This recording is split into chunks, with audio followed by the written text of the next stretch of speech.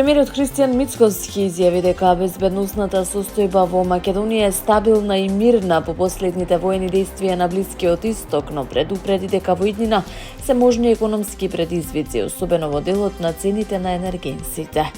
Изјавата беше дадена по свикувањето на Советот за безбедност од страна на претседателката на државата Гордана Силјановска-Давкова, на кој биле разгледани информации од безбедносните служби, како и од Министерството за одбрана и за внатрешни работи.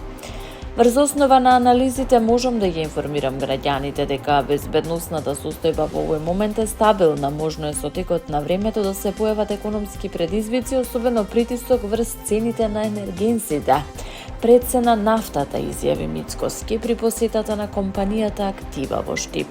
Тој додаде дека владата разгледува можности за ублажување на евентуалниот ценовен удар, вклучително и намалување на акцизите и одредени даноци со цел да се заштити животниот стандард на граѓаните. Премиерот информираше дека се во завршна фаза преговорите за евакуација на македонските државјани кои се наоѓаат на Блискиот Исток и сакаат да се вратат во земјата, при што државата ќе обезбеди безбедно нивно враќање.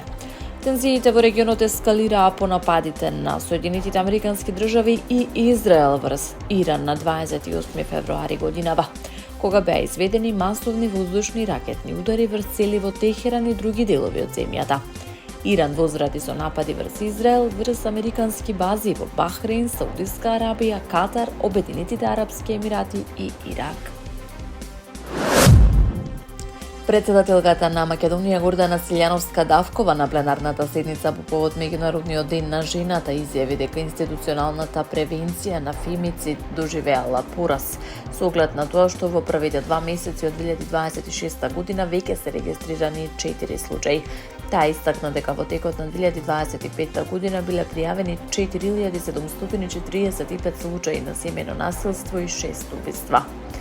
Силјановска-Давкова посочи дека 5 месеци се води предистрага за тоа дали 11 полицајци постапувале по процедурите за заштита на велешанката Русица Коцева, која ја уби незиниот поранешен партнер Илија Стефановски. Таа нагласи дека символиката за 8 март се губи во суровата реалност, бидејќи секоја година на овој ден се бројат нови жртви и се презентираат брутални статистики. Претседателката истакна дека клучен момент е пријавувањето на насилството и дека ако жената не добие институционална поддршка може да продолжи да трпи. Обучените полицајци, социјални работници и судии можат да бидат или активни спасители или пасивни соучесници, вели Силјановска-Давкова. Додаде дека законот сам по себе не е доволен, особено кога често се случува преквалификација на делата или кога се изрекуваат условни казни наместо невисоки санкции.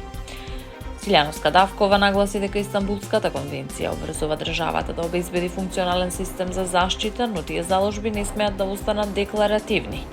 На крајот порача дека жените не очекуваат привремена галантност со букети и рози кои брзо венеат, туку трајна безбедност и функционален систем кој ќе го штити достоинството на секоја жена.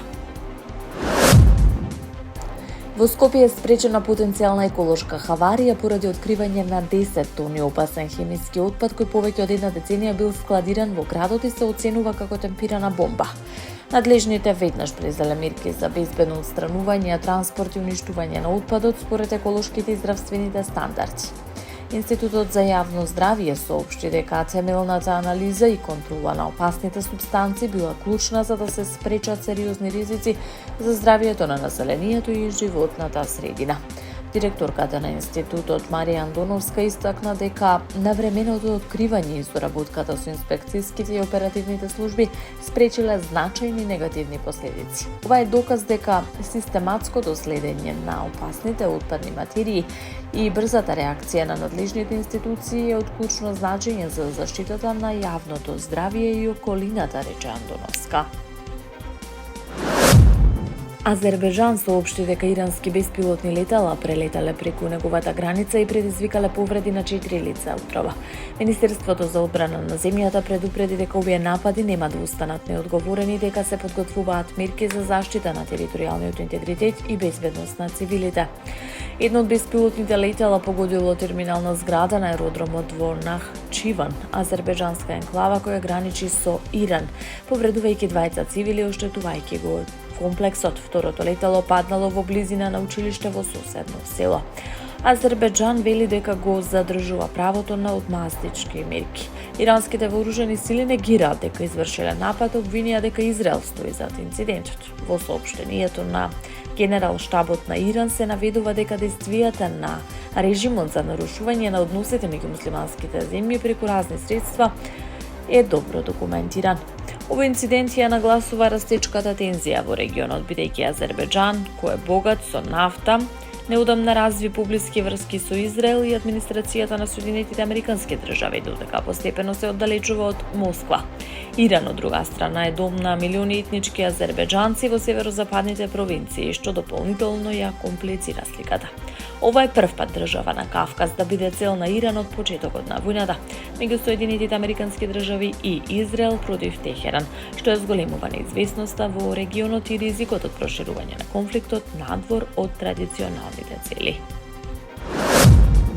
Шефот на иранската дипломатија Абас Аракчи изјави дека Соединетите Американски држави ќе зажалат поради потопувањето на иранскиот воен брод Дена во меѓународните води 2000 мили од иранскиот брег близу брегот на Шри-Ланка. Иранската фрегата Дена со 130 морнари беше погодена по посетата на индиската морнарица без никакво предупредување. Потопувањето го потврди американскиот министер за одбрана Хексет, кој изјави дека американска подморница ја уништила фрегатата со торпедо. Според него тоа е прв пат непријателски брод да биде потопен со торпедо по Втората светска војна. Властите на Шри-Ланка соопштија дека досега 32 ирански морнари се спасени, 80 тела се пронајдени мртви, повеќе од 60 лица се водат за исчезнати. Инцидентот ја зголемува тензијата меѓу САД и Иран и може да има сериозни последици по безбедноста во регионот на Индискиот океан.